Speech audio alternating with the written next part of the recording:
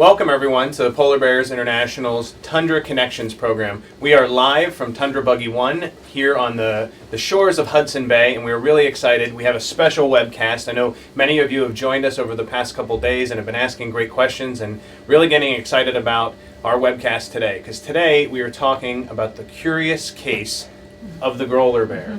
And we're going to talk a lot about STEM and saving our sea ice. So we have a lot to cover in this webcast, and we want to make sure that this is for you. So send us your questions. There's a couple ways you can do that. So in the chat window is one of the best ways. Just send us questions as we go throughout. You can also email us questions@pbears.org. And if you're on Twitter, you can use the hashtag Tundra Connection. So a bunch of different ways for you to share those questions with us so we can make this experience really meaningful for you and your students. And thank you again for joining us. My name is Lance Rougeux with Discovery Education, and I am going to be your moderator today. But I have three wonderful experts with me, and I'd like to introduce them. So why don't we start on the end? So Dr. Kyle. Sure. I'm Dr. Kyle Armour. I'm a professor at the University of Washington in Seattle, and I work on things like Earth's climate and sea ice and the interaction between those. Excellent. My name is Dr. Megan Owen, and I'm a wildlife biologist at the San Diego Zoo, and I get to study bears of all sorts, but my favorite species of bear to study is the polar bear. Fantastic.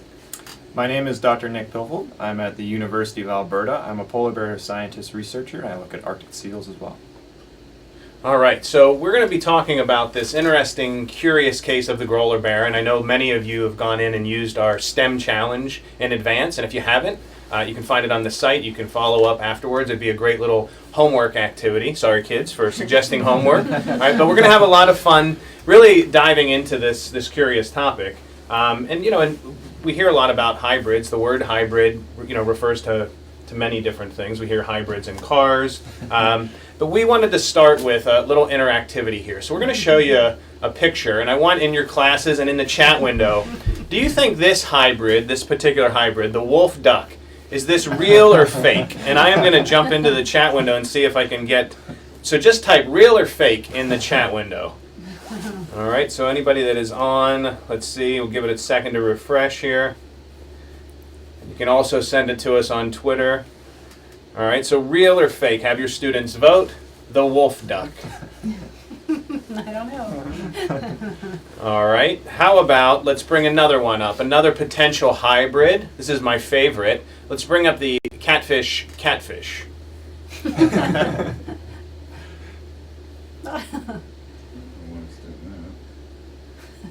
All right, so the wolf duck and the catfish are hybrids that, as you can tell, and you have shared with us on the doc and in the chat window, those are fake. But we're going to talk about one specifically today, this idea of the Grolar Bear, that isn't necessarily a fake thing like these, right? We're going to do some research to really dive in. What is the Grolar Bear? What have we learned about it? And really, it all starts with research. So the first thing we're going to do is we're going to turn it over to Megan to talk to us a little bit about polar bears and grizzly bears and birth weight and the mom-cub relationship. So can you tell us a little bit about that? So polar bears and grizzly bears, or brown bears, have quite a lot in common, actually, when it comes to reproduction, but there's some really important differences. So brown bears will have between 1 and 4 cubs in each litter, and they'll have cubs every 2 years or so. Whereas in contrast, a polar bear will have 1 to 3 cubs per litter with an average of about 2, and there's 3 years between each successive litter. So there's more time involved in the reproductive process for a polar bear and a smaller reproductive output over the lifetime of a female, and that has big implications for the population size. Another important similarity between polar bears and grizzly bears is that when a cub is born, they're only about a pound, so they're really, really small, and they're actually about 1/300th of their mother's weight. That's just teeny tiny. But keep in mind that in the course of the time between the cub being born and when the cub needs to leave the den, they have to get substantially bigger. And they have to also get a lot of behavioral skills and physical development that allow them to survive outside the den. And that's the same, again, for a grizzly bear and a polar bear. But think about this. A polar bear cub who starts off as a pound needs to be able to follow her mom, or its mom, across the sea ice in search of seals, sometimes for hundreds of miles, at about 3 months old. And that's a huge challenge. So having enough time and adequate food in the den is extremely important for cub survival. And that all comes down to the mom having ample access to seals out on the sea ice before she goes in the den. So with climate change, we're seeing real challenges towards getting that energetic storage needed to have cubs grow and develop the way they need to survive. All right, so it starts as a pound and really, really quickly has to. Really quickly, and it's not just about gaining weight, it's about developing. So they're born, they're blind, their ears are closed, so those initial things start to change inside the den. And then of course there has to be that enough strength to start moving around. And if a cub is lucky enough to be born with a litter mate, there's a lot of play behavior that actually might happen inside the den before they come out. And that's really important to gain the strength and coordination needed to move about the ice. Okay, so that's part one of our research, and I know you guys are following along, just learning a little bit about the polar bear and grizzly bears and when they're born and in that quick development. Let's transition over to Nick and Sure. talk about adaptations Yeah, between absolutely. the two different bears. So we know that polar bears are the largest species of bear. Grizzly bears are also very large, but the largest grizzly bears you get are Kodiak bears. They live out on the Alaskan coast. And a Kodiak male, if it's standing on its two back legs, is about 10 feet tall. If it's on all four legs, it's about 4 feet at the shoulder. But a big male, like the one you're looking at there, for a polar bear, if they're standing on their back legs, they're up about 13 feet tall. They're about 5 feet at the shoulder, so they're even bigger. And that size is really important. They have prey that are very quick and hard to catch, and they need to use that size and strength in order to hold on to that prey. So you can have bearded seals that polar bears will eat that'll be about 500 pounds. So you're trying to get or hold on to a prey size that's that big. You need a lot of strength, a lot of weight behind that. Also, I was going to talk a little bit about a couple adaptations to do with claws and skulls. So we have some examples here in front of us today of a grizzly bear and a polar bear. And I just wanted to share with you some of the differences between the two species that really highlight what it is that they're doing in their environment and what it is that they're eating. So we're going to start with a claw, and I'll start with a polar bear claw. So this is a polar bear claw here. It's short and it's very sharp. As the camera comes in here, there's a very sharp tip on that. It's short, and that allows them to tack onto the sea ice when they're walking, as well as grip onto their prey. Like I said, the seals are slippery, and they really need to get in there. And I'm just going to quickly compare that to a grizzly bear claw. This is a grizzly bear claw. It's longer. It's not as sharp on the end.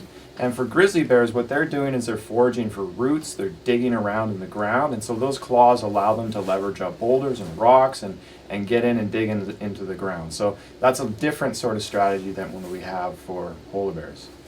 Looking at their skulls, there's a lot of differences between both polar bears and grizzlies in terms of their skull shape. So on this side here, we have the grizzly bear. It's got a higher arch. The skull is usually more square.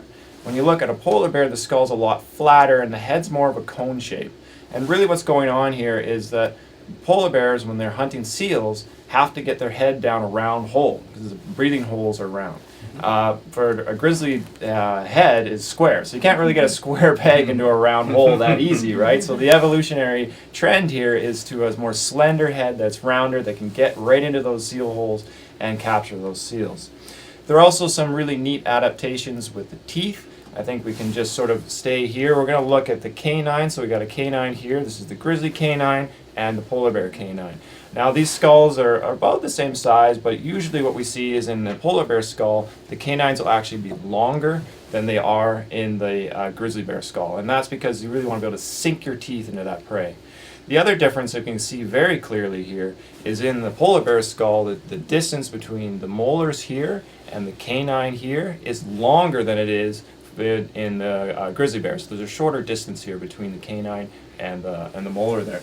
And really what that's all about is if you're trying to bite down as hard as you can into something, if your molars are really close to where your teeth are, your canines are, they're going to meet, and they're not going to have that same force or bite strength to really get down into the prey. You really want to sink those canines as far as you can. So that's what that distance is all about. So really what we're talking about here is we've gone from an animal, a grizzly bear that eats a high level of vegetation in its diet. It has flat molars that grind that vegetation down, to an animal that is 100% carnivorous. It's really focused on that sea ice. It's got sharp teeth, sharp canines, so we're really getting in there and getting after those seals. So when we think about sea ice loss and how adaptable polar bears are to being on the land, it's really difficult for them because land up here is mostly just vegetation, and it's really not adapted to grinding that vegetation down and getting much nutrient out of it. They really need those seals. That leads right into two questions. And the first, somebody in the chat room just asked, the bite strength of the polar bear? Do we know that? Well, we know relatively. I don't know the numbers offhand. And actually, what's really interesting about this is that polar bear bite strength is actually weaker than a grizzly bear bite strength. So although they have that wider diastema that allows them to sink their teeth in, the strength is actually reduced because the skull has become slender, more flat, and that's reduced the muscle attachment surface areas. Okay. So what you have with a grizzly bear is you've got a wider, more broad skull that's got strong muscles for grinding that vegetation down into a sort of a mashed up form. But polar bears don't really need that. Seals also have very weak skulls, so a polar bear is really looking to get in there at the back of the head to make contact, and they don't necessarily need the same muscle strength to make a kill. They can do it pretty efficiently. Well, so speaking of the kill and hunting, you'd touched upon it, and the question came in as well, the impact of sea ice loss. And I know, Kyle, we have our sea ice expert here. Can you just kind of comment on that a little bit?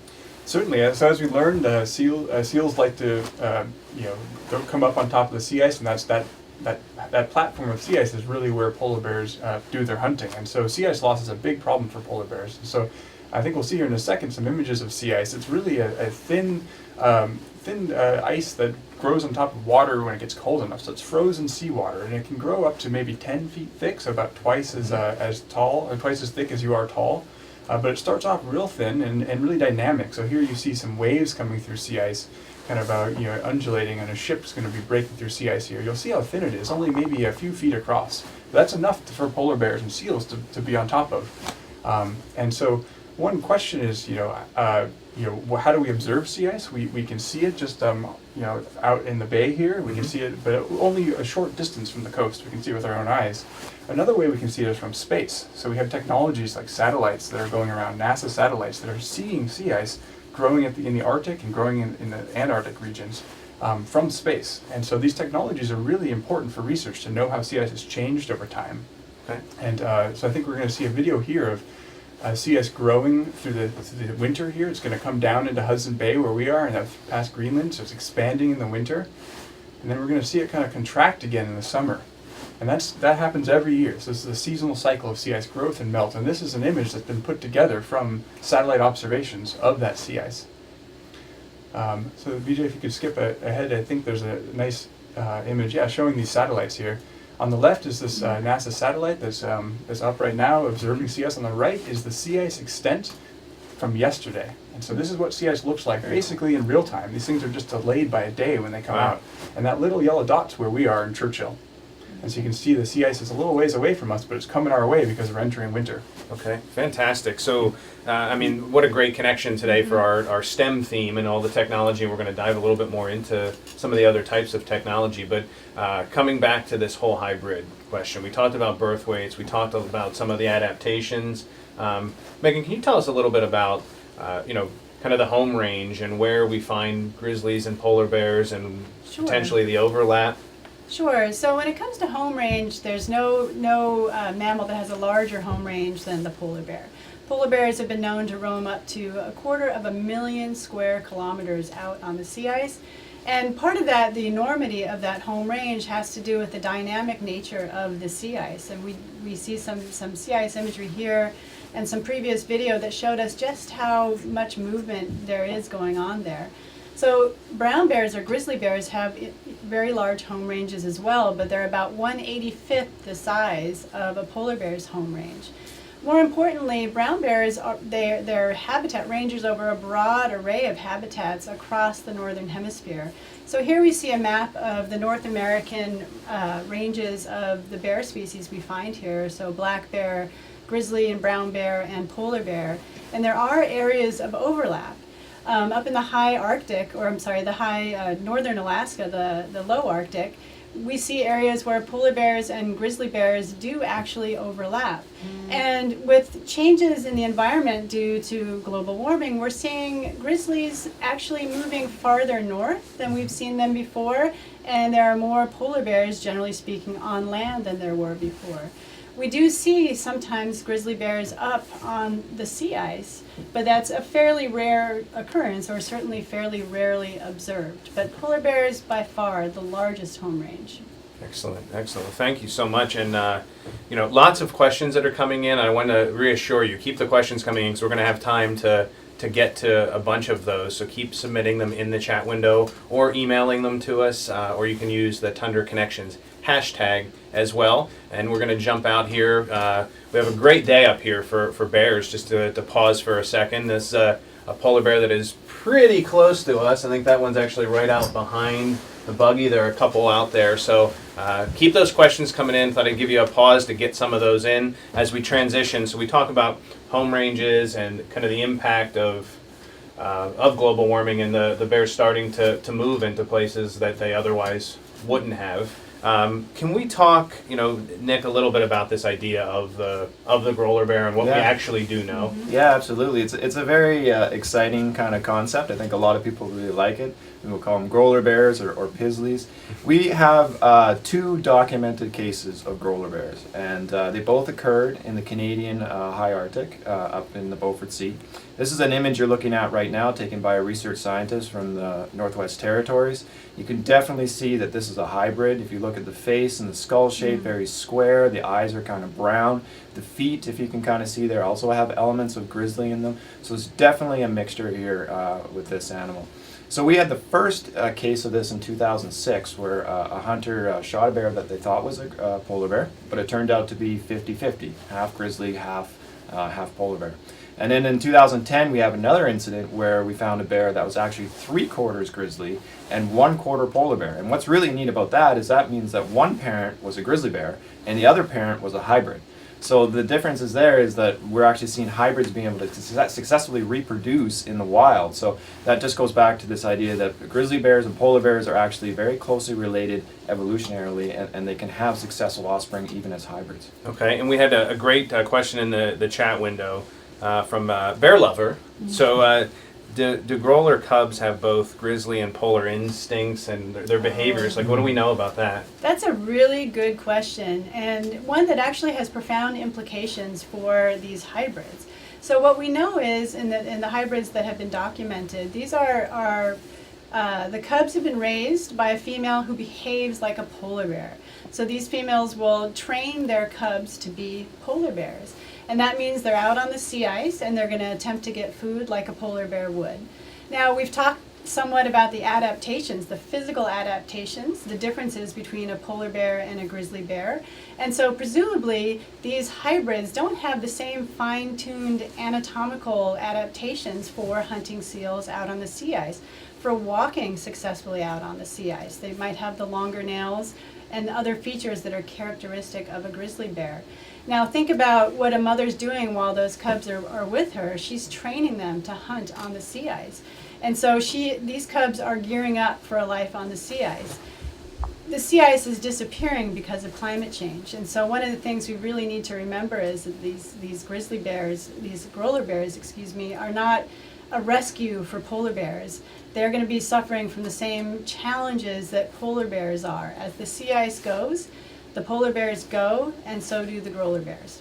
And I think that's an interesting point too, because I'm looking at some of the questions that we just touched upon. And thank you. Keep those questions coming in the chat window. We're going to get to even more of them, and we're answering them as we go.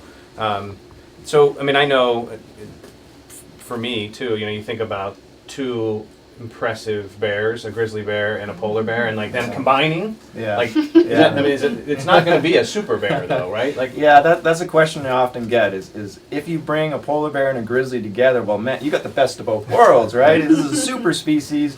Everything's going to be fine. We don't need to worry about climate change anymore because we'll have this bear that could be either on the sea ice or the land and can do pretty much anything it wants.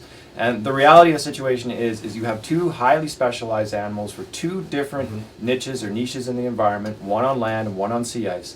And if you take those genetic combinations and you put them together, what you end up doing is you lose some of those specialized adaptations. So here we have a picture of a polar bear swimming. Polar bears are very adept in the water. They can swim very long distances.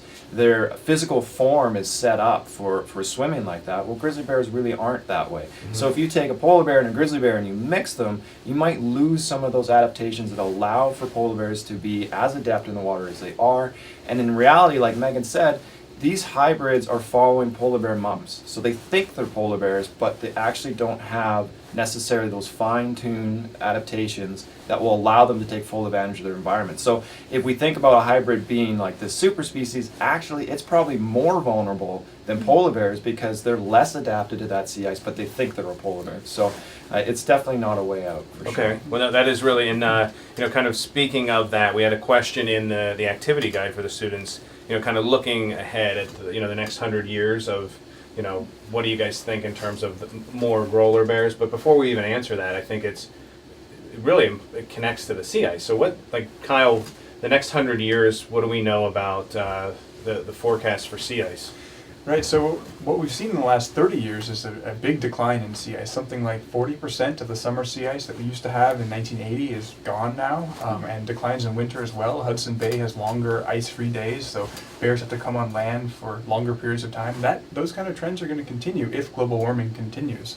And so what you see here is 2012 in the top compared to 1984, a big reduction in Arctic sea ice. So going forward, if global warming continues, we're going to see greater sea ice loss and greater ice-free days, so less sea ice for these bears to be on.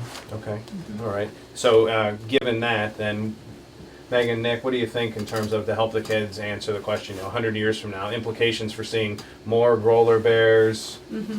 We might see more hybrids, but overall, I don't think that's going to be a new population of bears. That's not something that I think is going to happen. If sea ice continues to reduce in the way it is, we're going to probably likely see the exportation and extinction of polar bears if sea ice is lost completely, and as well as hybrids. Yeah, and actually one of the great things about what you can do to address these questions is thinking about how challenging it is to study bears in the sea ice environment in the Arctic, and we're really going to need to capitalize on new technologies in order to better understand what's going on with the animals in the Arctic on the sea ice. And so we're hopeful that we'll be able to learn more down the road and apply new scientific technologies to this process before it's too late. All right, well, speaking of that, it's a perfect transition into, it's a STEM-themed broadcast. The whole week is STEM. The work that you do, there's STEM in every job. I think there are skills, but you guys really exemplify that in your work. Let's talk a little bit about some of the technology that you use. So I'd love to just go around and have you each share some of the technology. And why don't we start with Kyle? Certainly. So the kind of work I do involves a lot of modeling of sea ice and climate change. So that's using computers and computer models to really project into the future what's going to happen to the sea ice and understand what's caused sea ice loss in the last 30 years. So I combine mathematics with computer modeling to kind of make those projections, and then I compare to things like satellite observations of sea ice. So we work with people at NASA who make these observations of where the sea ice is today and where it was 30 years ago. And combining those observations from satellites with computer models, we get a pretty good handle on what's going to happen in the future. Okay, so so working with NASA, modeling, like this is, for the kids watching, like this is the reason you study math. Like what do I do with math? Like why am I sitting in class for 50 minutes learning this math? Exactly. Because ultimately you can do really amazing, powerful things like save polar bears with math. That's right, yeah. Awesome. Nick, why don't you tell us a little bit about some of the technology in your work? Sure, absolutely. So my PhD that I just finished was all about what polar bears eat on the sea ice. And the way we did this is actually a little bit of a crime scene investigation. We'd go out over the sea ice and we just find these splotches of sort of seal remains that were left over from when a polar bear had a meal, and we had to try to figure out, okay, so what species of seal is this? So here's a picture here of a ring seal lair that was dug out and a polar bear had a meal. But how do we know that's a ring seal, and how do we know that all of those things occurred? So we'd go down, we'd land, we'd collect samples, we'd look at the DNA, so we look at genetics to determine what species of seal was killed there. We'd look at the sex and age of the species of the seal. So if you can take a jaw from the seal, you'd be able to take the teeth. We take those teeth and we section them really finely, and we put them on our microscope, and they have these annuli in them. They're much like tree rings, and we can count the age. So there's a lot that goes into it. It's an investigation. You're taking the facts that you have available to you and putting a picture together. And so it's like solving a puzzle. And certainly there's a lot of different aspects of science that come into that. Okay, great. How about Megan? Sure. Well, I'm a behavioral ecologist, so I'm really interested in how animals do what they do, how polar bears move about the landscape. And again, if we go back to how challenging it is to study polar bears on the Arctic sea ice environment, can you imagine following a polar bear out on the sea ice and capturing that behavior? It's a real challenge. And so for years, scientists have used tracking collars to get a better understanding of where polar bears go. So they put satellite transmitters where they get GPS locations from those the data, and they can get a better understanding of how they're using the broad landscape. And now there's been some new developments. Our collaborators up at USGS in Alaska have been putting accelerometers onto these collars. And an accelerometer is the kind of thing that's in your phone that allows it to change the perspective on your screen, so going from a landscape to a portrait orientation. And so on a polar bear collar, what that can tell the scientist is whether a polar bear is swimming, whether a polar bear is running, whether a polar bear is resting. And we're starting to get more detail on what they're doing as they're moving about the landscape. And through that data, we can start to estimate the amount of energy they're using to move about the landscape. And why this matters so much now is as the sea ice is receding and the quality of the sea ice is changing, they might need to swim more than they used to, which is highly energetically draining for a polar bear. They might need to try to find or greater challenges in finding places to rest. And again, we'll get this finely resolved data through the use of accelerometers. Okay, fantastic. So from really sophisticated satellites to accelerometers and the collars to DNA analysis, there's a ton of technology that goes into the work. And there's actually a really great, on the Polar Bears International site, you can find, there's a bear tracker PowerPoint that really takes you through the research, and you can get to see some of these images of the bears with the collars and how the scientists really collect that data, so you can learn more about other types of technology too, because ultimately it's really sophisticated. I mean, there's a lot of effort and money and brain power that goes into developing these technologies to learn what we know and ultimately save the bears. So I'd love to take just a few questions before we wrap up here.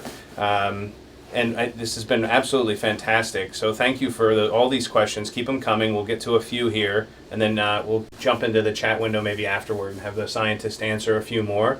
But do we have any sense of how many acres there are of sea ice? And I thought, this is from a school in Dallas, and I thought we had an image. Do we have an image that compares like the United States, like overlays it? We do. Yes, I don't know off the top of my head in acres. But, that's a good conversion. Yeah, it's a tough one. I have to work on that. But sea ice, so here's a great image showing the United States overlaid on top of the Arctic. And so you can see that the Arctic Ocean's about the size of the United States. So when we talk about sea ice loss, we've lost something like a third of the United States in sea ice since the 1980s. So it's a large amount of sea ice. Okay, great. So this is a question from Annie. Thank you, Annie. Colors of the skin of grizzly bears, polar bears, and then Grolar bears. Oh, that's a fabulous great question. question. I can tell you that a polar bear's skin is black, which is often surprising to people given the incredible light color of their fur. And a grizzly's I'm not skin, actually sure off the top of my head. You've stumped us. Yeah. That's all right. That's a good research one. What do we know about I guess the couple instances of Grolar bears? Mm-hmm. Yeah, I'm not sure that the skin color has been documented. I'd have to look into that for sure. But Okay. there are other features that have been sort of swapped over. But yeah, it's a really good question. It's a very good question. Fantastic, thank you. Are there, Mr. Karsten's 4th grade class, are there any other bear hybrids that we know of? That's another good question. And I wouldn't be surprised if there's been hybridization between American black bear and brown bear, but I'm not 100% sure of that. And beyond that, I don't think so. The one thing to really realize here is most of the bear species have separated a long time ago. So they're very different species, and the hybridization potential is really low. So we're looking at a graph here. If you took a panda and you tried to mix it with a polar bear, you probably wouldn't get very far. Right? But you look at the top there, you got polar bears and grizzlies, and they're the last species to go through a split. And that was only about 600,000 years ago. And we also think that between then and now, there had been what we call admixture. So the species had been breeding together over that period of time in different instances, and so maintained pretty close genetic capability for reproduction. But that's not really the case with a lot of the other bear species. Fantastic. All right. Well, we are going to continue to answer these questions in the chat window after the broadcast. But to be respectful of your class time, we're going to close out with some kind of parting thoughts that I think are really, really important, because ultimately we talk about Grolar bears, and I think, and correct me if I'm wrong, the Grolar bear is not is not going to save polar bears. It is not going to be the thing that ultimately, that's not the answer. Absolutely, absolutely. I think I see that a lot. You know, we see comments from polar bear stories sometimes, and you get the quick quip that someone says, "Oh, it's going to be okay because they're just going to mate with grizzly bears. You're going to have a super species, and it's going to be fine." And I think what we really discussed today is that these two species are very different, and when you mix them together, you actually lose the special adaptations that they have, and you're not going to have a super species. You're going to have a reverse, which is is just not going to work for climate change. And also keep in mind that again, Grolar bears, if they choose to live out on the sea ice, they're going to lose their habitat and have the same prognosis as the polar bear. So greenhouse gas emissions, reducing the amount of sea ice in the environment is going to reduce the number of Grolar bears, just like polar bears. So what's the message and what's the answer then for today? What can we do? Yeah, as Megan mentioned, greenhouse gas emissions are the fundamental problem that's driving global warming and causing the polar bears and the Grolar bears and everything else to lose their habitat up here. And so I think the central message is that we can actually do something about this. We can actually reduce our greenhouse gas emissions and our carbon footprint. And the main way that we can do it as individuals is to reduce pollution, reduce the emissions of greenhouse gases that come from cars and come from power plants, so we can use less electricity, we can conserve energy, we can do things like go outside and play instead of stay inside and watch TV, those kind of things. We can drive less, we can bike more, and we can walk more. Those are all things that we can do as individuals that would add up to a pretty big effect. Excellent. If I could add to that just really quick, there's a very important summit that's coming, as you might have heard of. It's the Climate Change Summit in Paris. That's coming up this month and into December.